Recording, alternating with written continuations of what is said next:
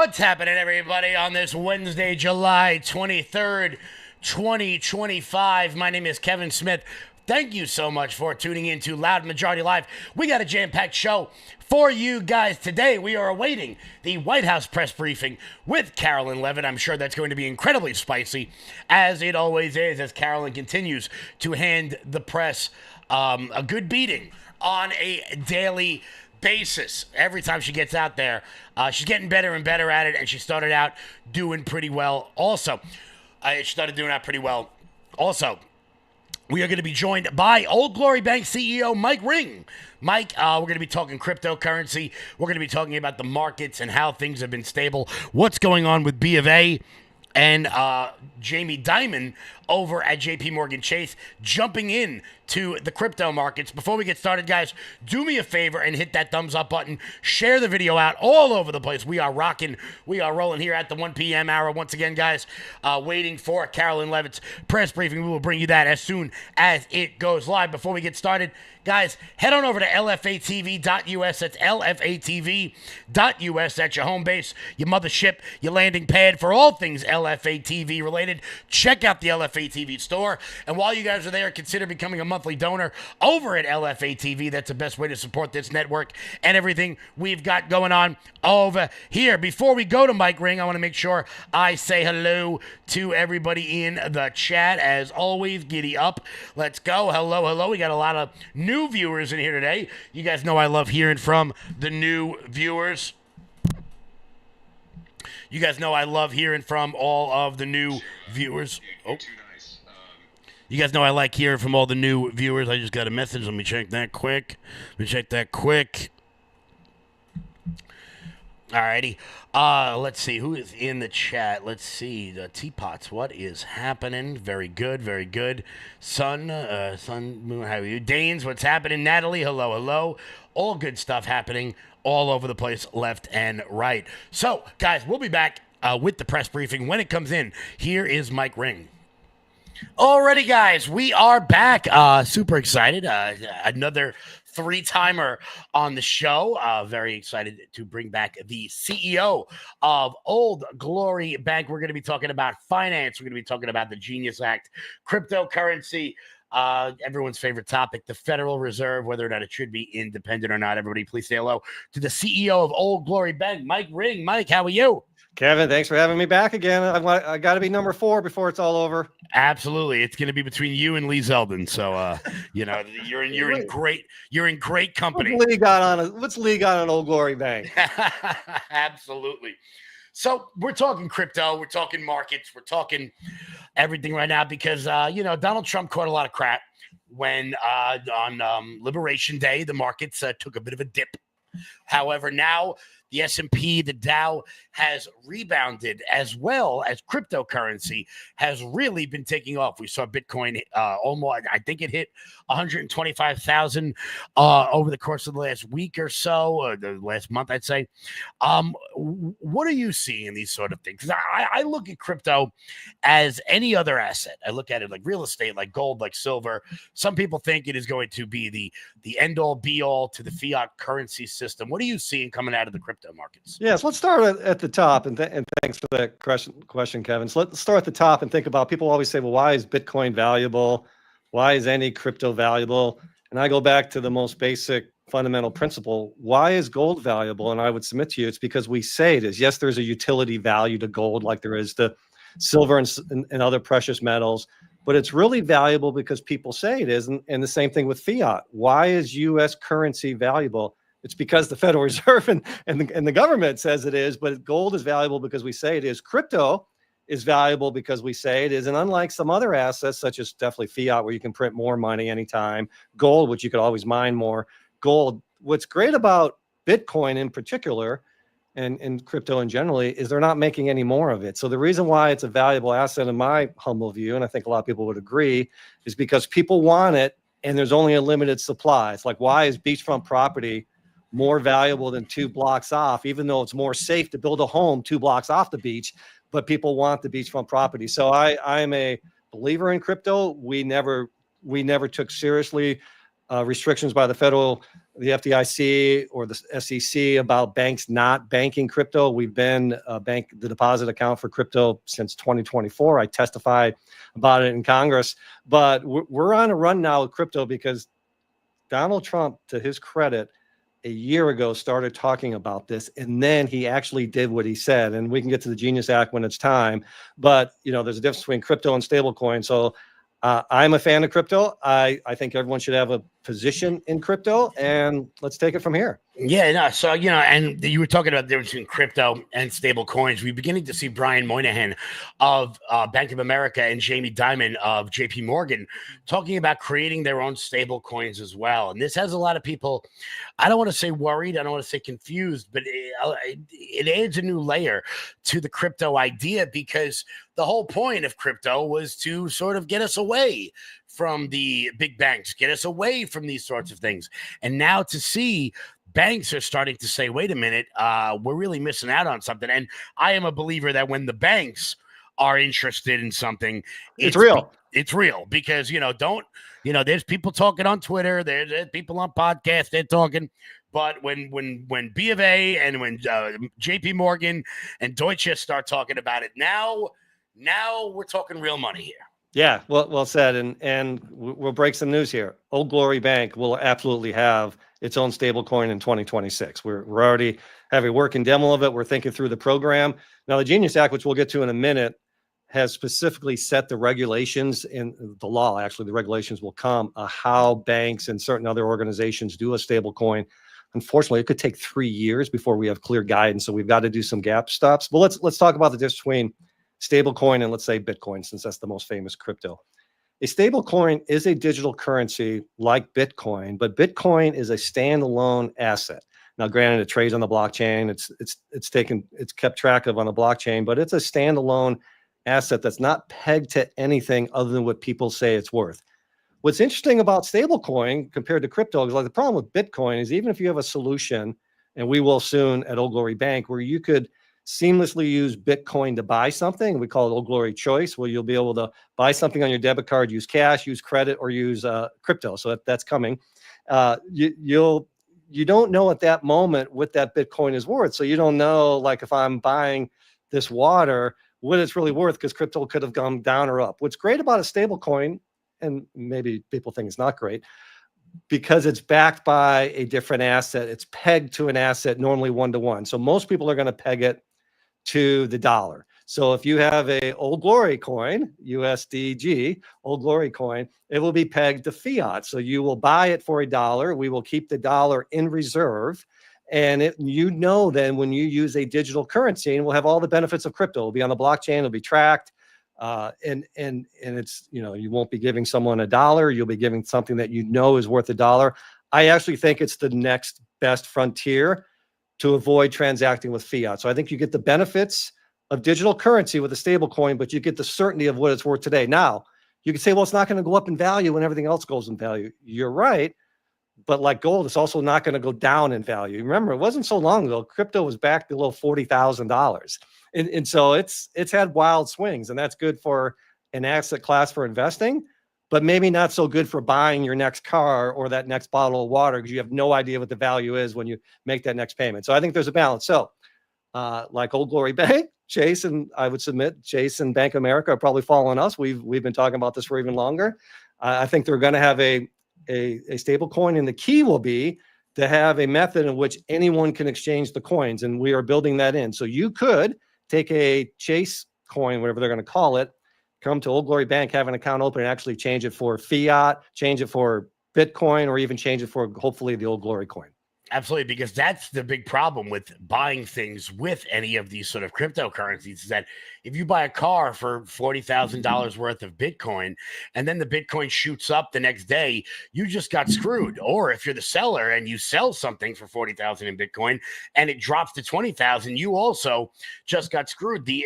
For as much as people want to crap on the concept of fiat, on the concept of a dollar is today what a dollar is tomorrow. I mean, give or take, right. There's inflationary things, but that happens over the course of time. As a matter of fact, that's why inflation is so bad, because when you look at, countries like Sri Lanka, when you look at the Weimar Republic, when you had people getting paid 3 times a day because inflation was so bad, that is what actually leads to the downfall of a country. And a lot of people are concerned, I feel, that the idea of Bitcoin, buying something with a Bitcoin, is that you may overpay, you may underpay, given the day. With a stable coin, I feel like there's a lot more security in that. Hey man, think about taking that card to the next level, buying a house. Like, there is often a 2 to 3 week escrow period where you're getting everything organized and your money is sitting with the closing attorney. Imagine if it was Bitcoin sitting with the closing attorney, and the day of the close, the lawyer calls you up, say, oh, I need another X thousands of dollars because Bitcoin is down. Or maybe just the opposite. Great news, I'm sending you back some money because Bitcoin is up. I got a feeling they won't be calling you if they go. I'm going to roll the dice. I'm going to roll the dice and say something tells me that's going to go towards the realtor's commission. But so I actually think for real Bitcoin's a great asset class, and I give them credit. They've started it all. And by the way, did you see? You see with Ether and that IPO and what they're doing. This is. I don't want to say it's a bubble, but this is an interesting time between AI and digital. It's an interesting time for the markets. That's what I'm worried about, is that there seems to be a tried and true way of investing. There seems to be, you put it in some sort of long-term mutual fund, and maybe you won't get rich, but you won't get poor really quick. And there seems like we're waiting for a serious dip. I know that when the market dipped, I told everybody, and I am not a financial advisor, so this is not. Thank you. You remember that from last time. This is not advice for the lawyers out there. But I know when I saw Tesla hit like 260, I was like, yeah, okay. I was looking for change in my couch cushions to buy Tesla stock, and then then I went to Tampa for the week. But it was good. But if you follow the news and you follow the markets in that sort of way, and you think rationally and not emotionally, you can do some serious damage without being all that financially literate. You don't have to be you don't have to be Buffett. You can just, there's so much information out there, shows like this one and stuff on X, that people hold these financial seminars, and I think they get so much out of it. Well said, Kevin. I don't want you to give financial advice, but do you often talk about the allocation of your savings between stocks, bonds, and doing some flyers such as crypto, private equity, and so forth? And I'm sure never. Okay, because you don't give financial advice. Yes, because I don't give financial advice. However, I have been routinely telling people that I've got a feeling interest rates are coming, that the cuts are coming. So if you were going to get a CD with Old Glory Bank, now would be a good time to do that before Jamie Dimon wakes up, before Chairman Powell. Jerome Powell wakes up and realizes that he's got to do something, or something's going to happen. You want to talk Federal Reserve and the fun that Trump's having with Chairman Powell right now? Let's go. Yeah, so, all the talk is, I think, again, no one loves to beat on Jamie Dimon and Moynihan more than I do. And again, I always joke their budget for hair and makeup is more than I make a year. So who am I to judge them? They've done, pretty well for themselves. Yeah. But, I probably take more of I definitely take more of a pro-America and a more conservative view than they do. And they love to talk about Fed independence. And listen, I was a lawyer for 30 years. I've been a banker for only 3 or 4 years. So I know how to read the law. And if you look at the Federal Reserve Act of 1913, and I do a great podcast on this last time we were on, I was talking about, it's episode 4 of PSL. We talk about this, and it's been amended many times. Never does the word Fed independence come up. And this is just a market position, a big bank, position taken, because I think the Federal Reserve has been the leader of the bank cartel for the big banks. What does come up, and it is real, is that many people in the executive branch serve at the will of the president. They always talk about that. The way the Federal Reserve Act of 1913, as amended, was put in place, the board of governors, especially the chairman, does not serve at the will of the president. So I do agree with the press that the president does not have the leisure to fire Chairman Powell without cause. And what cause is a big debate. So I do agree that's the right approach. But what I don't agree with, and I think most Americans who believe in the Republic or the Democratic system, is why do 12 people on the board of governors 8 times a year get to pick interest rates without influence or even consultation with the elected representatives of the people. Like, how did we get here? Well, we know how we got here. It's the big bank cartel. The Federal Reserve is set up to protect the big banks, not Main Street. It's to protect Wall Street. So I would like everyone to stop talking about Fed independence. It's not real. They actually should be accountable to the people. And you know who the people's representative are? Congress. And they actually should take consultation from Congress. The president should absolutely, the Secretary of Treasury should absolutely beat on Powell and the people and assert their will to the best that they can. But yes, the Federal Reserve is not technically independent. They should answer to the people through their representatives. And it drives me crazy when bankers say, oh, leave them alone, leave them alone. No, they answer to us. They work for us ultimately. And, you know, it's so funny whenever I always love when a Republican is president, because then you get to hear the media talk about things like Federal Reserve independence and the Congressional Budget Office being an independent, nonpartisan organization. And I sit back and I'm like, you know, when I was in journalism school, they really preached the idea of non-objective media. And I remember thinking to myself, everyone's got an opinion, and that's going to be relayed in your coverage. Now, Jerome Powell has an opinion. Janet Yellen had an opinion. Sorry, not Janet Yellen. The one under Biden. Why can't I think of her name? The one with the one with the bowl haircut. They all have an opinion. So how could that not influence your decisions? If you think that President Trump's policies are going to lead to inflation, then your opinion is to keep rates high. If you think that's not going to happen, then your opinion would be to cut rates. So the idea of independent Federal Reserve is nonsense. Agreed. And what's so crazy about the latest worry about inflation is I fully believe, and most people would agree with me, the reason why we had inflation under Biden is not because of supply chain. That was a very smart part of it. It was because they flooded the country with money, with all the free COVID money. That is why. And so, as much as I hate it to see it, the Federal Reserve did need to act. Now, we all know they acted too late. They did need to react because they had to pull money out of the economy. And the way that you pull money out of the economy is by charging higher interest rates. Yeah. They're now worried about inflation, but no one believes it's because of too much money in the economy. It's only because, if there's anything, because there's some raw material costs associated with the tariffs.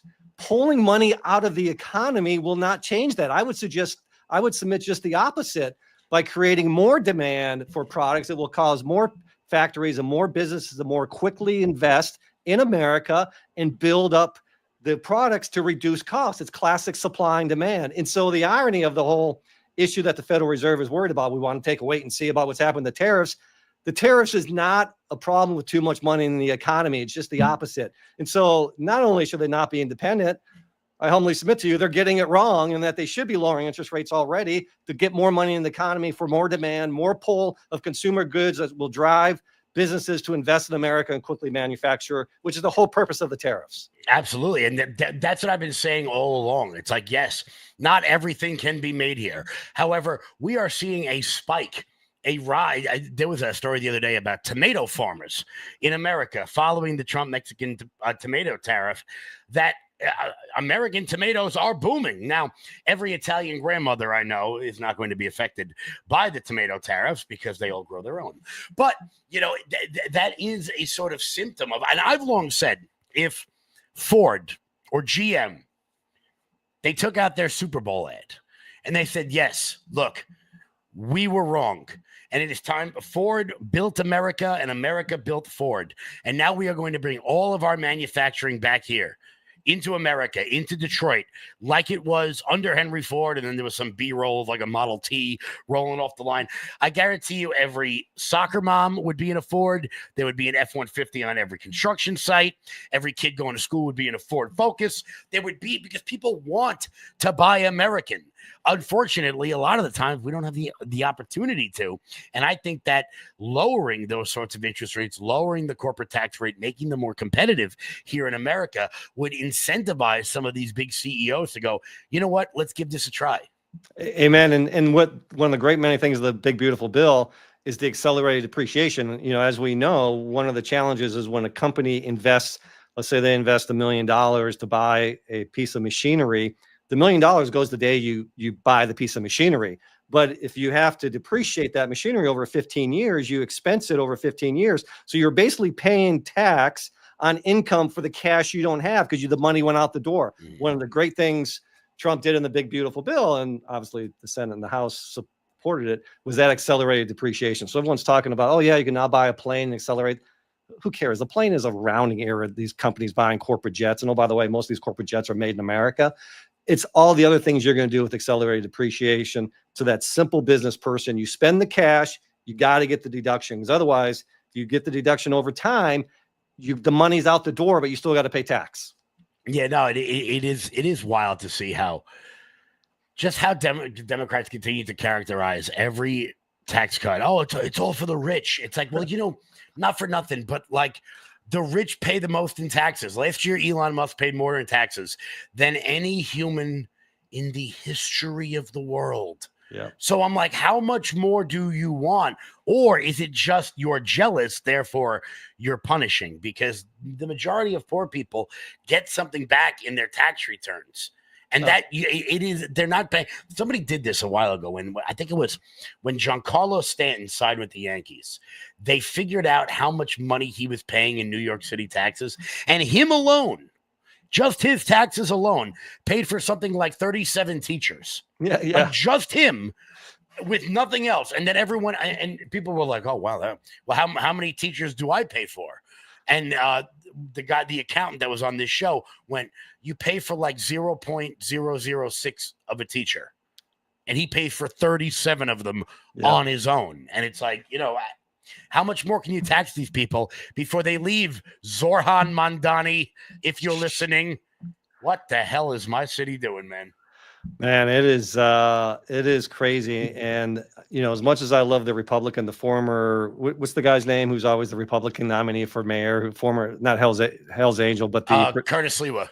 Yeah, love him. He's great on Fox, but he's probably not the Rudy or even the Bloomberg that the Republicans need. But I do believe if we put up an executive Republican, someone who's been a leader, been a governor, not a governor, but an executive, I think we could win that, because you got to figure Adams, Mandani, and the other Cuomo are going to split. A good Republican, and I know it's too late now, could probably win that, but I do feel bad for y'all. Come down to Atlanta. Well, that's what to Florida.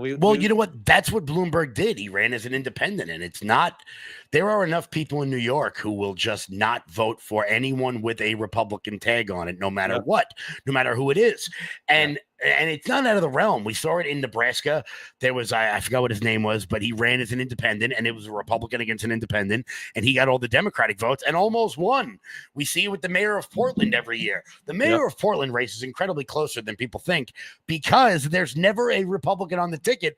There's just a guy with an I next to his name against a crazy leftist. And I wish more people in the Republican Party of New York would listen to me.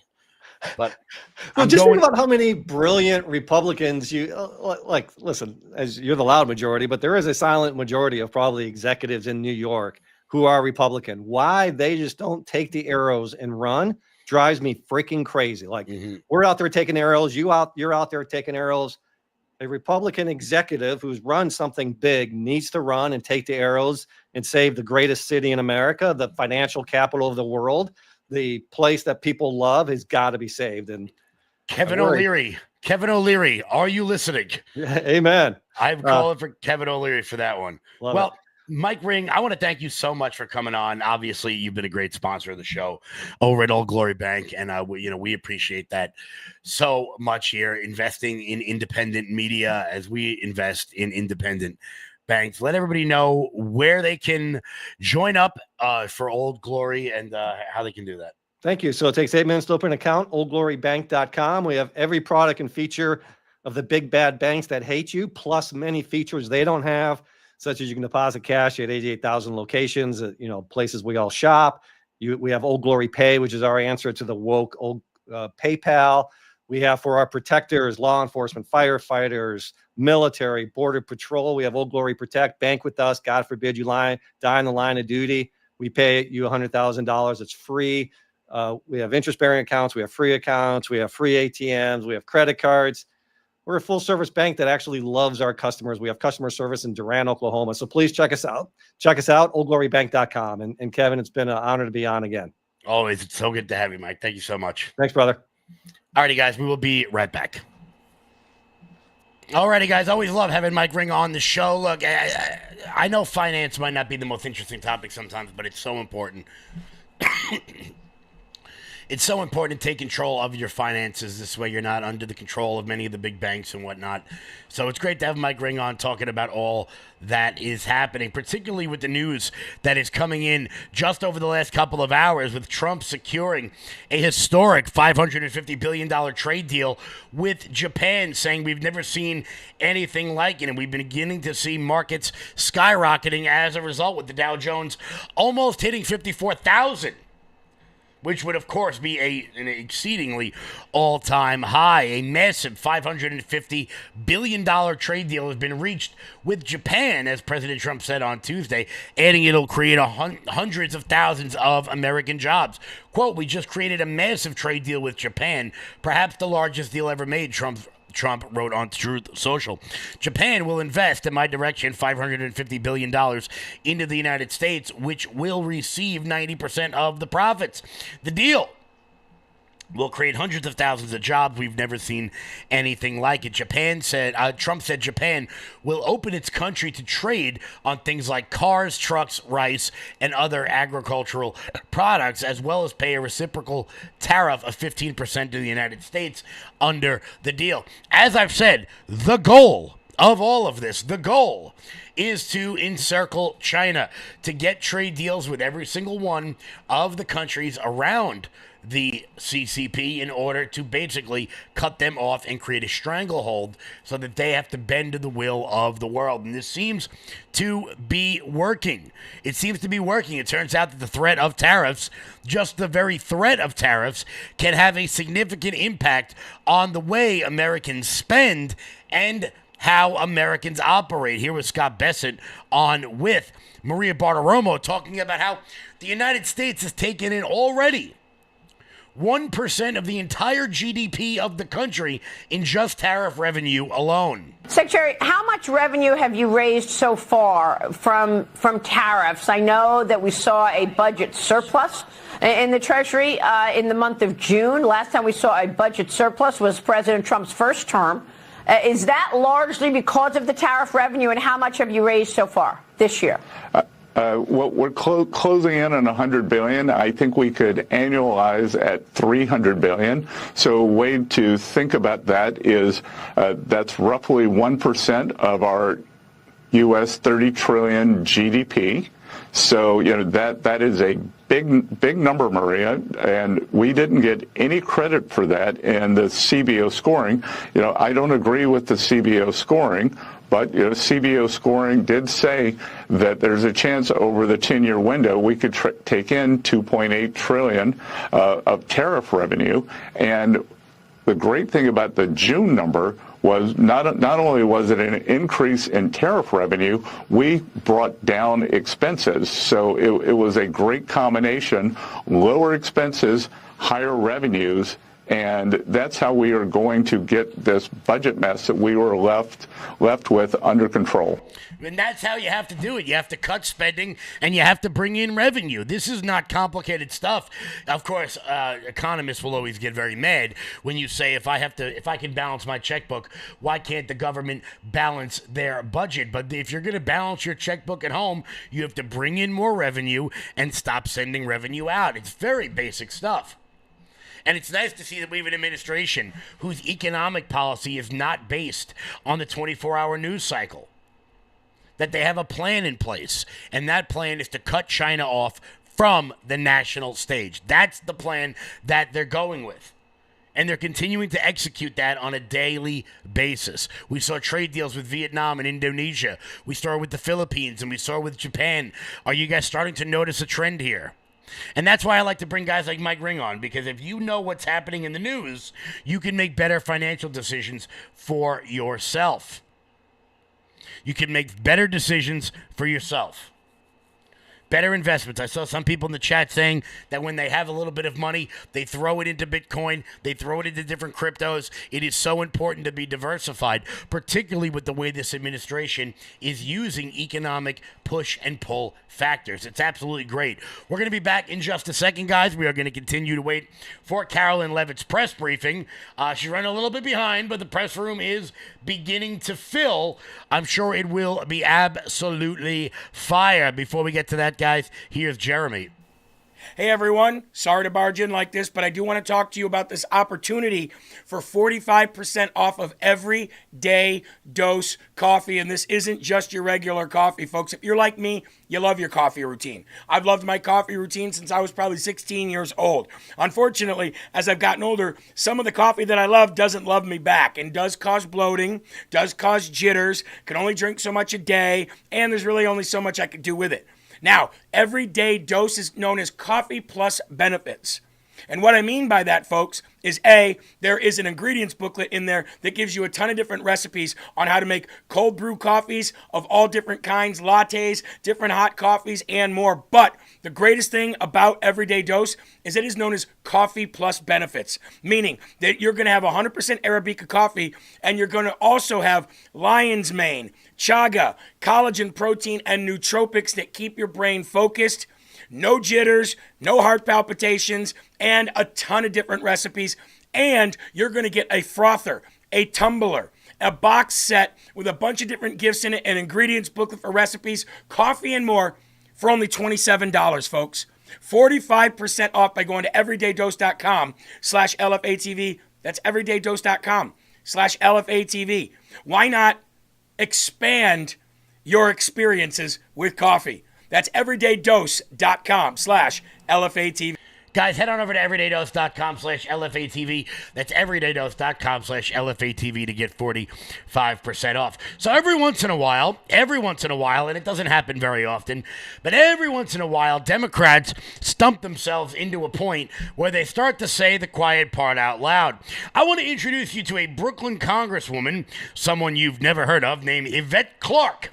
Yvette Clarke, on a Zoom call the other day, said that, you ready for this? We need more illegal immigrants in this country in order to redistrict her map correctly. Wait, what? Yvette Clarke, serving in the 9th District, which is down in South Brooklyn, said that she would like to see more immigrants in her area just for the purpose of redistricting. Redistricting is an emerging political fight ahead of the 2026 midterms. New York joins Texas and California in undertaking the redistricting efforts. President Trump has called on Texas to redo its districts, to remake some of its districts as GOP majorities, saying that we could gain 5 seats. But in the state of New York, Yvette Clarke says we need the illegal immigrants in order to redistrict her properly. I'm from Brooklyn, New York. We have a diaspora that can absorb a significant number of these migrants. And when I hear colleagues talk about, the doors of the inn being closed, no room in the inn, I'm saying, I need more people in my district, but just for redistricting purposes. And those members could clearly fit here. And look, aside from the crime, aside from the fact that they're breaking the law to be here, aside from the fact that they're driving up housing costs, this is something that is going to happen moving into 2028, 2030, that is going to have a serious impact on America. How many of these illegal immigrants in places like California, New York, and Texas have fled? Chicago being the same thing, Miami being the exact same thing. If we're able to make some of these more purplish areas redder by removing the people who shouldn't be counted in the census in the first place, you are going to see historic House wins. Historic House wins for the GOP moving forward. But that's not all as we move into 2026. It turns out that the Senate map looks pretty tough for Democrats. But of course, never underestimate Republicans' ability to screw things up. Republicans are encountering Early headaches in Senate races viewed as pivotal in maintaining the party's majority in next year's midterms, with recruitment failures, open primaries, and infighting, and a president who seems to be sitting on the sideline. That's a weird way to write that. Democrats still face an uphill battle. They need to net 4 seats to retake the majority, and it just doesn't seem like there is anywhere for them to win them. But Democrats see reasons for hope in Republican challengers. They include nasty primaries in Texas that could jeopardize a Republican seat that they've held for decades. In North Carolina and Georgia, the GOP still lacks a clear field of candidates. Trump's influence dials up the uncertainty as he decides whether he's going to flex his influence to endorse the candidates in the middle of this infighting. Republicans stress that it remains early in the election cycle and say that there is still plenty of time for candidates to establish themselves and for Trump to wade in. The president and the White House political director, James Blair, have been working closely with John Thune in order to get these things done. But Trump's timing, allies say, also reflects the far more disciplined approach by him and his political operation, which are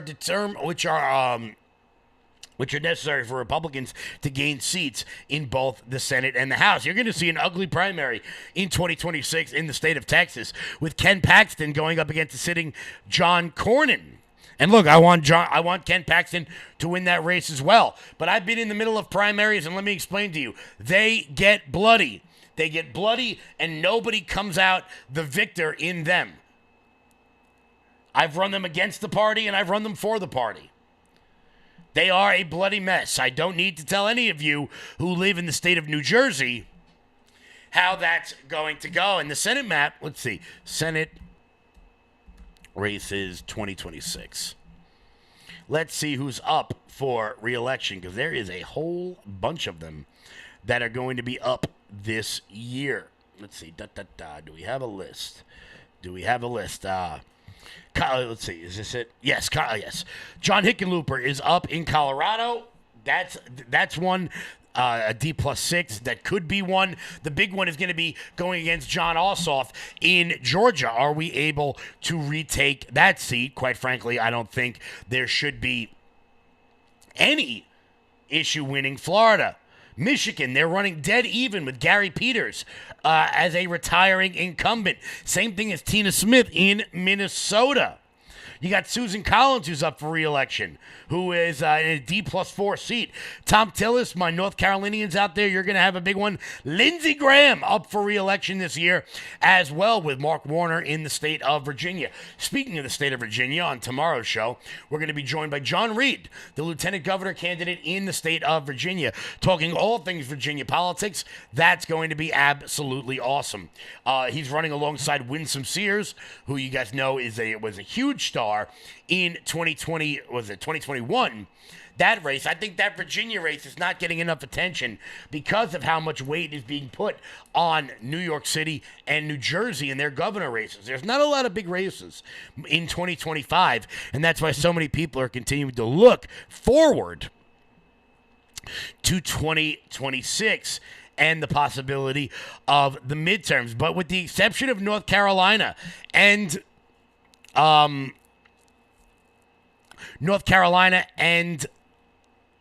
Maine, it seems like the Republicans have put themselves in a pretty good position to, at the very least, keep a hold of the Senate. The question is going to be, and we're going to get into this with John Reed tomorrow, what can you do to become part of the movement in your particular area? You guys know that I am an activist first show here, and I will continue to promote as much activism as I possibly can across all of my platforms. Also, later in the week, we're going to be joined by Walkaway Movement founder Brandon Straka, talking about his big rally coming up in New York City this weekend, which I will be speaking at. Very, very excited about that one. We've got more news to get to as we await the press briefing with Carolyn Levitt. Guys, keep it locked in here for that. Before we get to that, MyPillow. I'm excited to announce that we're having our first ever mega sale on overstock clearance and brand new products. For example, save over 50% on this season's flannel sheets. Queen size only $59.98. Kings only $69.98. They sell out fast every year, so order now. Save 20% on our brand new My Crosses. They're designed in the likeness of the one I've worn every day for over 20 years. They come in men's and women's, and they're made right here in the USA. Get our 2025 six-piece My Towel sets for only $29.98. Our initial quantities are extremely low, so get them now before they go.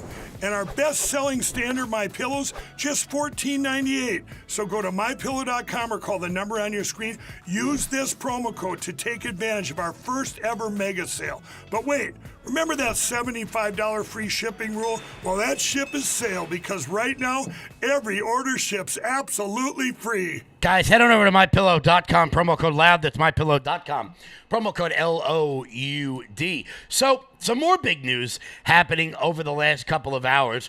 It turns out the U.S. Olympic and Paralympic committees have finally decided to reach reality and bar men from playing in women's sports. The fact of the matter is, we have to actually give credit for this these days, which is incredibly weird that we have to, like, oh, yay, look, guys, we're not allowing men to beat up women anymore. But the U.S. Olympic Committee and Paralympic Committee made an about-face this week when they said that only women will be permitted to compete in women's Olympic athletics. What a thought. What a shocker. We're not asking for anything to change. We're asking for things to go back to the way they were, I don't know, like 15 minutes ago. The previous policy left eligibility up to the individual sport federations, some of which contained exceptions for males who met certain testosterone requirements, which is insane. The U.S. Summer Olympics are set for Los Angeles in 2028. The 5 new sports that will be included is cricket, flag football, lacrosse, and squash, while baseball and softball will make their return. First off, I know nobody else cares about this. Seeing lacrosse in the Olympics, that makes me very excited. President Trump obviously has been a vocal critic of allowing men to compete in women's sports, reverting back to the Title IX decisions of yesteryear before Joe Biden decided to change it. The executive order that he put forth amended Joe Biden's Title IX changes from the 1972 civil the Title IX of the Civil Rights Act. Just the fact that it is that we even have to discuss this right now, just the fact that we even have to give people credit for being obvious and protecting women, not only protecting women, but protecting the integrity of their sports. Look, it is weird now that we're sitting at a time and a place where you have WNBA stars out there protesting that they're not being paid enough money for a sport that nobody cares about, while those same women are out there saying, yeah, sure, why don't you let men compete in our sports? Because I got news for you, Angel Reese, Caitlin Clark, and the like of them. If you start seeing men in the WNBA, you're all going to be out of a job. You just are. You just are. But that's not the only news of the day. Once again, as we await Carolyn Levitt and her big, beautiful press briefing, as she's running, she must have some big news to report because she is running awfully late, which doesn't normally happen. We got big news on the Health and Human Services front as Bobby Kennedy has made a huge announcement removing the COVID-19 vaccine from the schedule, from the childhood schedule of vaccines. Here's Carolyn Levitt. But first, I would like to begin with a message from the White House to the families of the victims in the brutal murder case in Idaho, who were sharing their heart-wrenching stories about their loved ones before the court today and addressing the evil killer who took 4 precious souls. We are so sorry for the grief and the pain you have experienced at the hands of such a vicious and evil killer. Our nation grieves with you, and we will never forget the precious souls who were lost in this horrific act of evil. If it were up to the president, he would have forced this monster to publicly explain why he chose to steal these innocent souls. May God bless and watch over everyone affected by this unimaginable tragedy, especially the parents who lost their children. Let me begin with a few scheduling items off the top. Later this afternoon, President Trump will deliver the keynote address at the Winning the AI Race Summit here in Washington, D.C. President Trump believes it is non-negotiable that the United States wins the AI race, which is why today, President Trump will announce a bold and comprehensive AI action plan to sustain and enhance America's global AI dominance.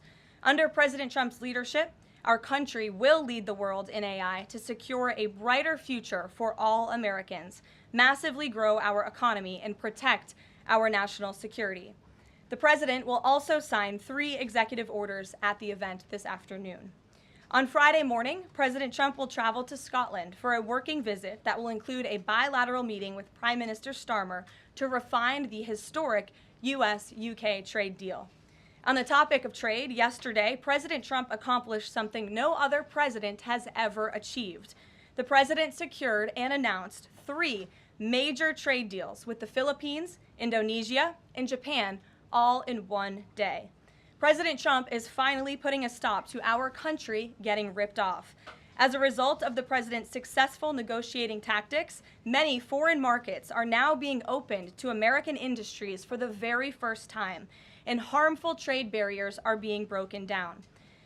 Thanks to President Trump, these countries around the world are agreeing to open their markets to American-made products and goods for the first time, which will lead to a boom in sales and profits for American businesses right here at home. As President Trump said, he will only lower tariff rates if a country agrees to open their market to American-made products. If not, they will continue to face tariffs and pay a steep price to do business in the United States of America, which remains the best market on the face of the planet. Also this week, the president officially marked 6 months here at the White House. He made big promises to the American people on the campaign trail last year, and he has unquestionably delivered on those promises in record time. The president has defeated the Biden inflation crisis to make America affordable again. Core inflation is currently at its lowest level in 4 years, and prices for everyday goods are falling. The president's pro-growth policies have fueled massive job growth across our country. Since the president has taken office, our economy has added nearly 700,000 new jobs, with native-born American workers accounting for all job gains. The president has put the economic needs of families and of workers first. He signed the largest tax cuts for the middle class in American history, including no tax on tips, overtime, and Social Security. We have also seen the president unquestionably deliver on his promise to secure our southern border. He has ended Biden's illegal alien invasion, and for 2 months in a row, 0 illegal aliens were released into our country. The president has also, as you all know, initiated the largest mass deportation campaign in American history. The president has also restored law and order to make America safe again, another campaign promise he vowed to the American public. The United States of America is currently on track for its lowest murder rate on record, following this shift from the last administration to the Trump administration. The president has also ended Joe Biden's reckless war on American energy. U.S. oil and natural gas production are now surging, and summer gas prices reached their lowest level since 2021. The president has also rebuilt our military, another campaign promise. He just signed the largest military investment in decades to modernize our armed forces with cutting-edge technology to replenish our stockpiles and provide American troops with the best equipment in the world. The U.S. Army, Navy, Air Force, and Space Force have all reached their recruitment goals months in advance. The president has restored America's standing on the world stage, brought back peace through strength, and brokered numerous peace agreements to end wars. Again, all of this in just 6 months.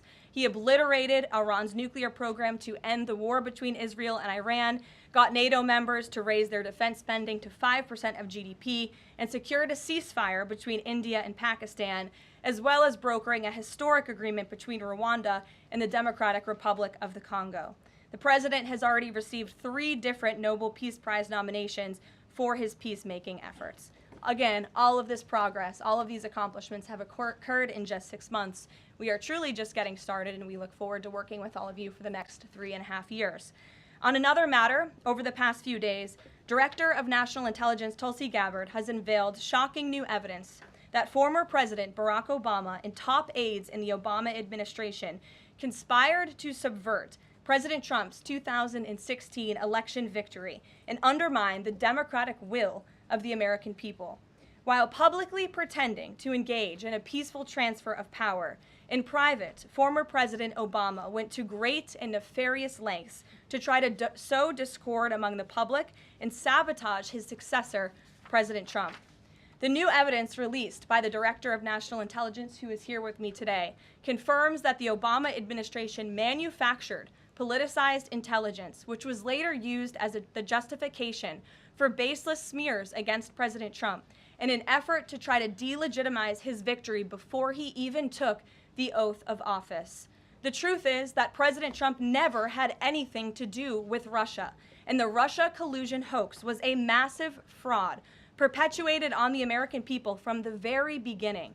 And the worst part of this is Obama knew that truth, and so did all of the other corrupt officials involved in this scam, including former CIA Director John Brennan, former Director of National Intelligence James Clapper, former FBI Director James Comey, former Deputy Director Andrew McCabe, and many others. Director of National Intelligence Gabbard's report further confirms what we already knew. There was no collusion, no corruption, except on the part of Barack Obama and the weaponized intelligence agencies at the time. The Russia hoax was a blatant lie, all ginned up by Democrat political operatives that were signed off on by then President Obama and leaked to the news media to launch a years-long witch hunt against President Trump and his first administration. Allies of the president, including his own son, Donald Trump Jr., were disgustingly smeared as Russian assets, and some even had their lives destroyed because of this vicious lie. The president's first 2 years in office had this fake distraction hanging over it, and endless resources, time, and political capital were spent having to debunk these lies from the highest levels of our government.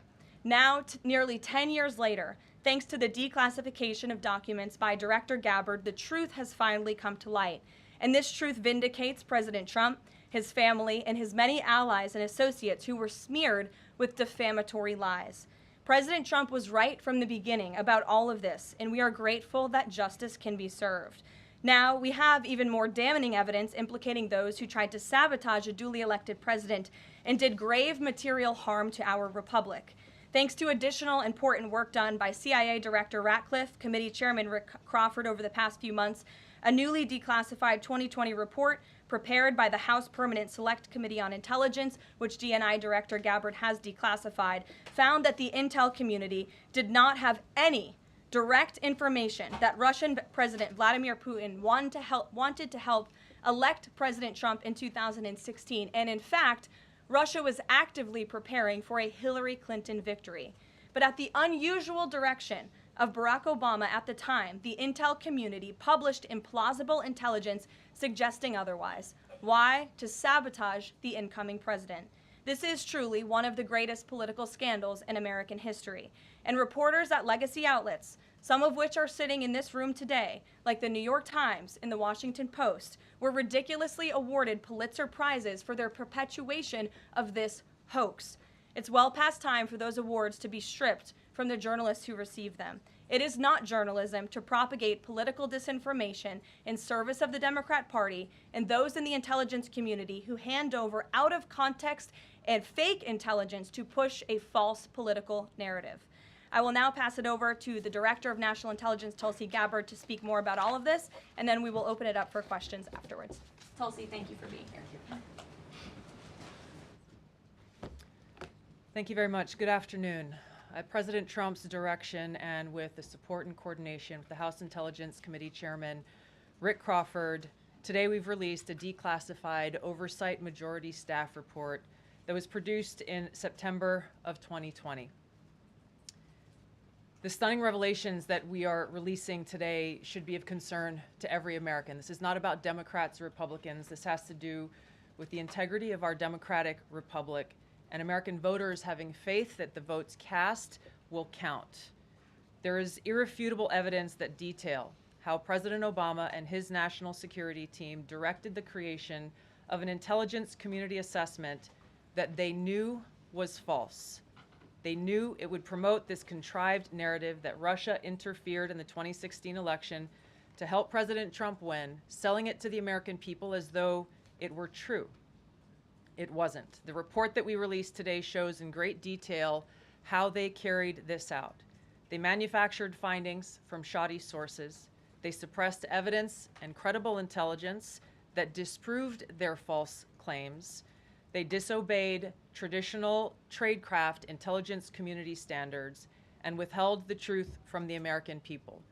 In doing so, they conspired to subvert the will of the American people who elected Donald Trump in that election in November of 2016. They worked with their partners in the media to promote this lie, ultimately to undermine the legitimacy of President Trump and launching what would be a years-long coup against him and his administration. We're here today because the American people deserve the truth, they deserve accountability, and they deserve justice. The records that we released on Friday that were ODNI records, Senator Chuck Grassley's release on Monday of what is known as the Clinton Annex, which was an appendix to the Department of Justice Office of Inspector General's 2018 report, as well as the House Intelligence Committee's majority oversight report that we're releasing today, all come back to and confirm the same report.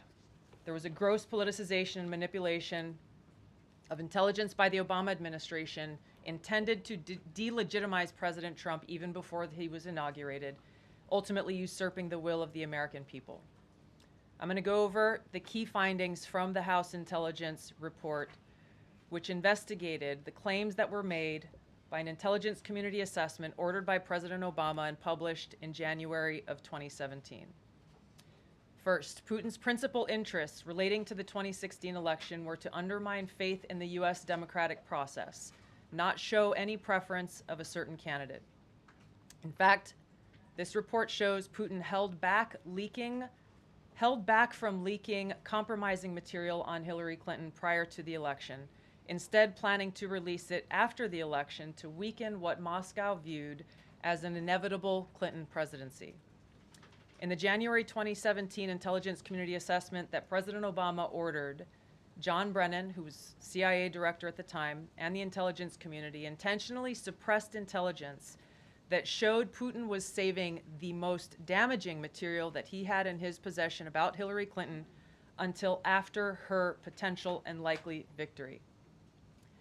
The report goes into great detail about the information that Russia and Putin had on Hillary Clinton, which included possible criminal acts like secret meetings with multiple named U.S. religious organizations in which State Department officials offered, in exchange for supporting Secretary Clinton's campaign for the presidency, significant increases in financing from the State Department. They also had documents that showed the patronage of the State Department to State Department employees who would go and support Hillary Clinton's presidential